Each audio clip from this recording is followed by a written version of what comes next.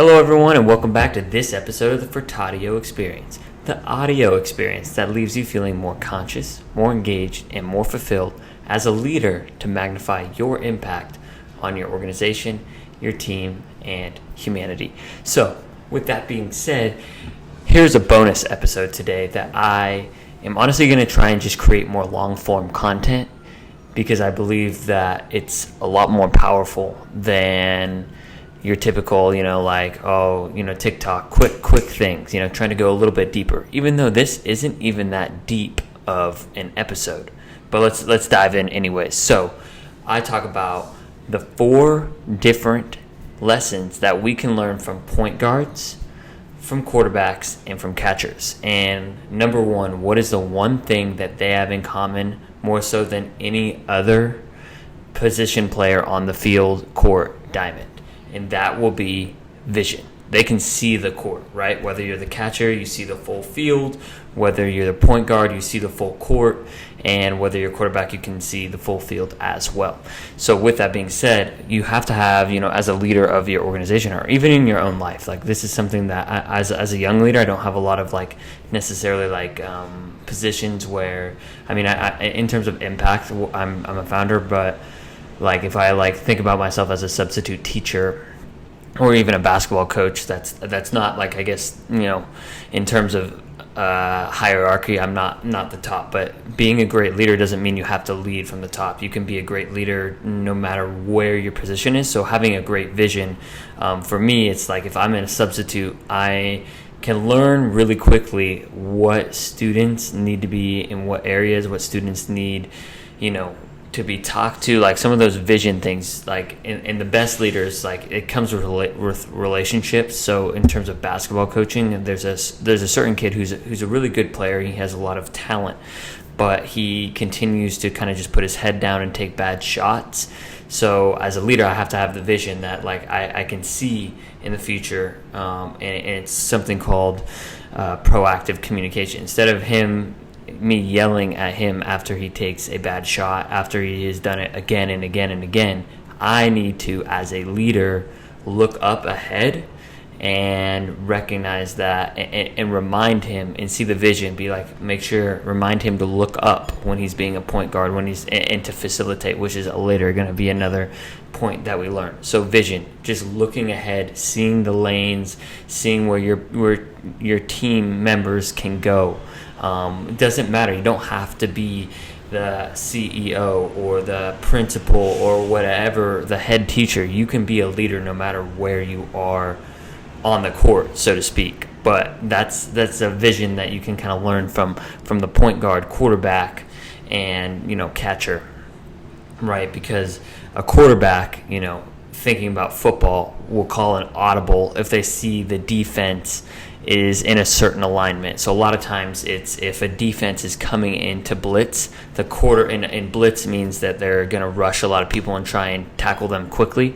So with that being said, if the quarterback sees that, he'll make an audible, he'll make a change because he has the vision to see, and he'll try and get rid of the ball quickly to avoid the blitz. That's what a great quarterback will do.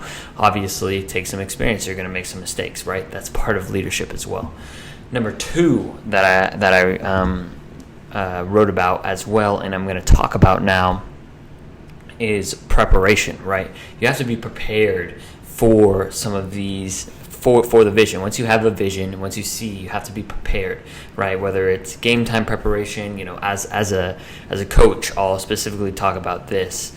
I have an opportunity, I can either show up without a practice plan or I can be prepared, right? If I know who I'm coaching that day, I will have the opportunity to, number 1, build those relationships. I know what they need, and I know how they need to develop.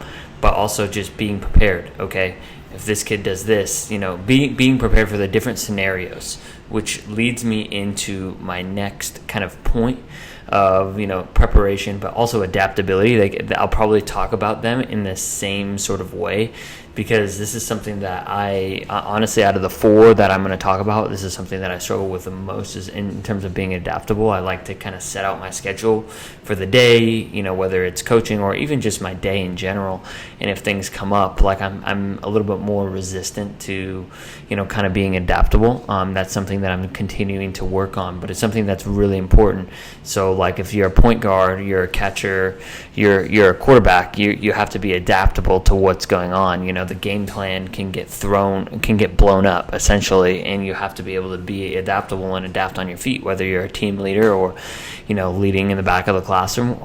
Whoever you are, you have the opportunity, you have to be adaptable. And then, sometimes that's where that preparation, like if you're really prepared, really detail oriented, like, okay, like if this happens, like I will be prepared for this. Like they definitely go hand in hand. And then, I'll talk about a situation where I thought I prepared a practice plan, and then I ended up having like 4 more kids than normal, and some of the kids didn't have basketball, so I had to scrap my practice plans on the fly, which is honestly just part of, being a leader. So with that being said, just being adaptable. And then the last thing that I wrote about, but of course there's more, so I'll invite what y'all think is facilitators. So point guards are facilitators, and so are catchers, and so are quarterbacks. They're always facilitating, trying to get the ball to their teammates, right? Getting them in the open shots. So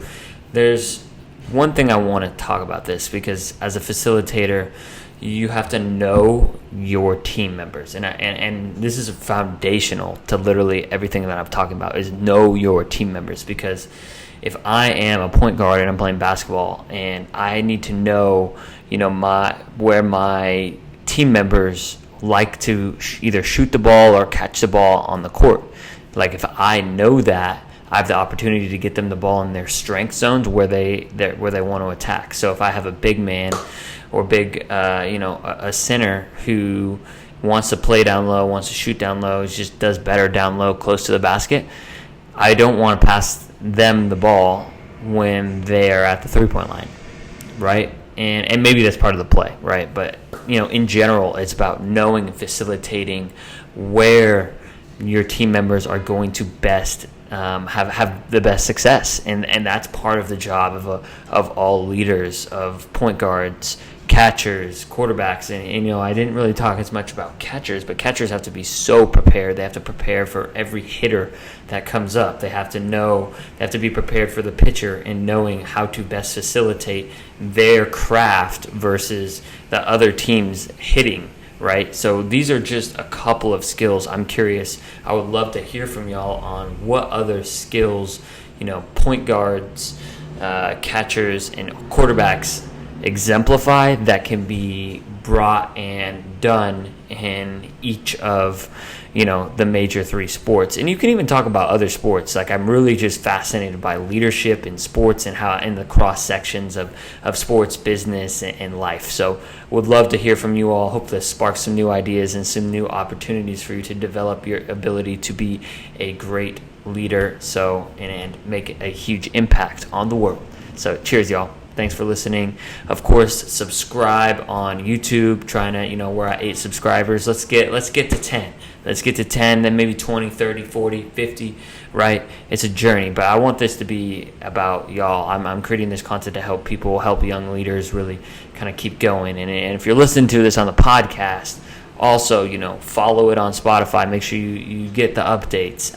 Leave a review on Apple Podcasts. That's how this grows, and that's how we can also make an impact, because leadership is incredibly important into how we end up making changes, making impact, and making the world a better place. Because going back to my roots of the Better World Challenge, that's what I'm here to do. I'm here to serve the world. I'm here to make the world a better place. And I appreciate you for listening to this. I really do. And I know that you're a great leader, and I'm open to learning from y'all. So send me stuff. Send me leadership quotes. Send me your leadership resources. Let's do it. Let's collab together. Thanks, y'all. Much love.